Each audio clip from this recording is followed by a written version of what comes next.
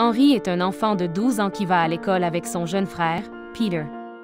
Il parle des bonnes et des mauvaises personnes dans le monde. Ensuite, Tommy, l'un des camarades de classe d'Henry, se tient dans sa classe expliquant son héritage pour participer aux Jeux olympiques et jouer au ballon chasseur. Henry est ensuite invité par l'enseignant et il dit que son héritage est de bien se comporter avec les autres, de comprendre le présent et de travailler dur autant qu'il le peut. La cloche de l'école sonne et les élèves commencent à quitter la classe. Le professeur admire son intelligence et lui demande pourquoi il a refusé l'école des surdoués. Il répond qu'il est bon pour son développement psychosocial d'interagir avec ses pairs comme le ferait un enfant normal. Ensuite, il se tient devant une cabine téléphonique pour parler à quelqu'un de son activité boursière. Sa mère arrive dans une voiture et les siffle tous les deux pour entrer. Peter, assis dans sa chambre, parle à Henry par talkie-walkie pour le convaincre de le laisser entrer dans sa cabane dans les arbres où Henry fait des expériences scientifiques.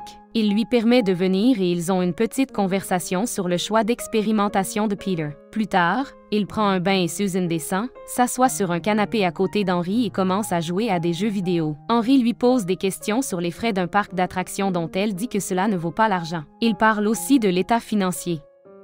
La nuit, elle leur lit l'histoire du coucher et vérifie la nouvelle médaille qu'Henry a obtenue et n'a même pas jugé nécessaire de lui dire. Henry dit qu'il a offert cette médaille à Peter pour le rendre heureux. Peter demande une soirée cinéma demain mais elle refuse en raison de son quart de nuit. Henry dit que cela ne vaut plus la peine pour elle de travailler maintenant car il a beaucoup d'investissements en actions. Il lui demande de démissionner de son travail et de travailler sur ses livres d'histoire mais elle le refuse en pensant que c'est une idée très enfantine et s'en va. Le matin, elle sert le petit déjeuner et Henry lui apprend à télécharger les états financiers. Glenn, également connu sous le nom de M. Sicklement, appelle Susan et lui demande de retirer les feuilles de sa cour à temps lorsqu'elle pénètre dans son jardin. Elle comprend et appelle Christina, la belle-fille de Glenn, debout derrière la porte et lui donne l'amour. Elle revient et murmure à l'oreille d'Henry qu'elle est sa future belle-fille. Elle va au travail où il parle de l'argent et des chèques de paie, tout en servant les commandes. À l'école, Morris arrache la médaille à Peter et il appelle Henry. Il va vérifier la situation et trouve Christina assise sur un banc et va la saluer. Les intimidateurs commencent à battre Peter et la médaille est brisée. Ils rentrent chez eux et il essaie de changer l'humeur de Peter.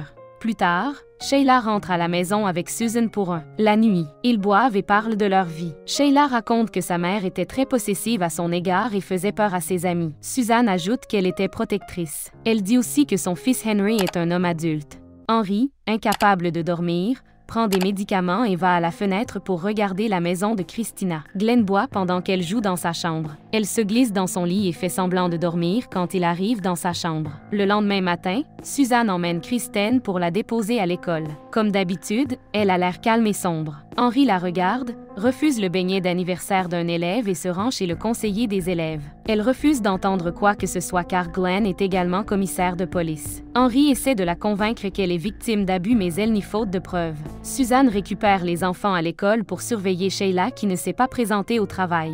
Il trouve Sheila endormie sur la chaise dans la cour à cause de l'alcool. Les enfants s'en vont et Susan s'assied avec elle pour prendre un verre. Ils vont à l'épicerie et Henry devient furieux de voir un homme abuser d'une fille à l'épicerie. Sa mère lui interdit de s'immiscer dans leur affaire. Ils rentrent chez eux et Henry appelle le service de protection de l'enfance et signale le cas de Christina. Suzanne, sortant les courses de la voiture, rencontre Christina qui commande que ses enfants ont de la chance de la voir. Suzanne fait le même commentaire à propos de son père mais elle part ensuite. La nuit, Suzanne recommande à Henry de participer à des activités parascolaires en plus des études. Il soulève le sujet de l'incident de l'épicerie et demande à sa mère pourquoi elle n'a rien fait. Elle répond que c'était pour éviter la violence car elle pense que leur ingérence pourrait augmenter la bagarre. Henry répond que l'apathie est plus dangereuse que la violence. Le lendemain matin, un agent du service de protection de l'enfance arrive chez Glenn pour parler de Christine. Glenn va dans sa chambre, dit quelque chose et l'amène à la porte. L'officier lui parle et part satisfait.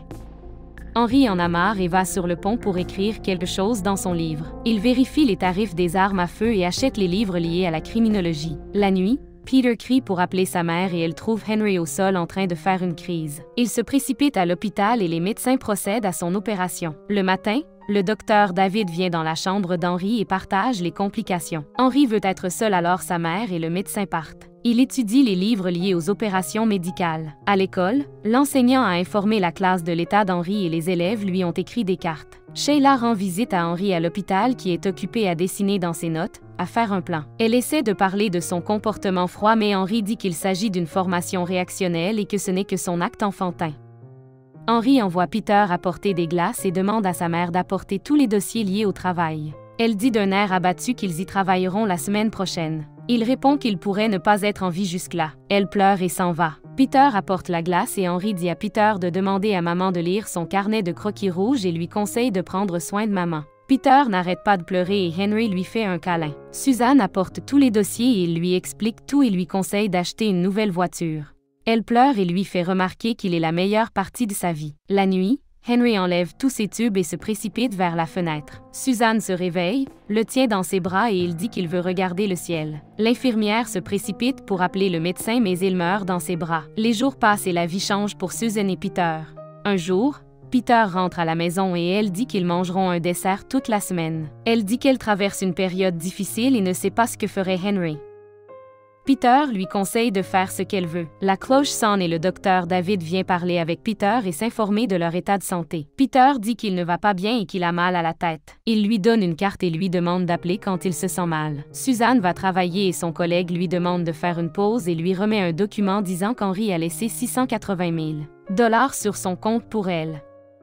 Elle n'arrête pas de dire qu'elle va bien et part en pleurant. Quand elle rentre à la maison, Peter donne ce carnet de croquis rouges à sa mère et dit qu'Henry voulait tuer Glenn. Elle lit le livre mais ne comprend rien. Elle saisit le but et décide d'appeler le service de protection de l'enfance. Elle lit qu'Henry a déjà écrit que ce serait en vain et qu'ils doivent trouver une autre solution. Suzanne dit que ce n'est pas ce qu'elle va faire et part préparer la nourriture. Elle se décide et se rend au commissariat. Alors que la police arrive chez Glenn, il les arrête à la porte et leur dit de partir sans aucune enquête. Suzanne, qui a été témoin de cela, a été déçue et elle appelle également plusieurs agences qui ne donnent aucun résultat. La nuit, alors qu'elle endort Peter et se tient près de la fenêtre, elle regarde Christina allumer et éteindre la lampe pendant que Glenn s'assoit en bas. La lumière dans la chambre de Christina apparaît, signalant que Glenn arrive. Elle s'inquiète pour elle et décide de poursuivre le plan d'Henry.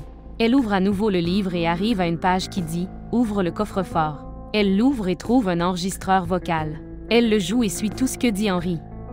Tout d'abord, elle retire de l'argent au guichet automatique, puis se rend à l'armurerie pour acheter une arme. Elle commence à s'entraîner et obtient la cible droite. Peter entre dans la cabane dans les arbres et elle va derrière lui pour lui demander s'il a besoin d'aide. Puis elle visite la maison de Glenn, rencontre Christina et dit qu'elle s'inquiète pour Peter s'il lui arrive quelque chose, et lui demande s'il a pensé à envoyer Christina quelque part au cas où quelque chose lui arriverait aussi. Il déclare clairement qu'il est en bonne santé et il n'a jamais pensé à ce sujet. Elle prend sa signature pour l'autorisation de spectacle de talent et dit qu'elle choisira Christina à 6 heures demain. La nuit, elle s'assoit à table et essaie de se faire passer pour la signature de Glenn lorsque Peter entre. Elle va l'endormir et pose des questions sur son activité au concours de talent. Il dit que c'est un tour de magie mais il est inquiet car Henry n'est pas là pour l'encourager. Il dit qu'il aurait dû mourir à la place et que les gens auraient été moins tristes. Elle efface son esprit qu'il est d'égale importance et pleure. Le lendemain matin, elle fait quelques préparatifs pour l'exécution du plan d'Henry. Elle se prépare et choisit Peter et Christine à l'école pour le spectacle. David s'y présente également et elle semble incapable de comprendre sa présence. Il dit que Peter l'a invitée ici pour voir son tour de magie. Elle dit qu'elle doit aller chercher des parents bénévoles. Elle regarde la première représentation, quitte la salle et règle une minuterie selon le plan d'Henry.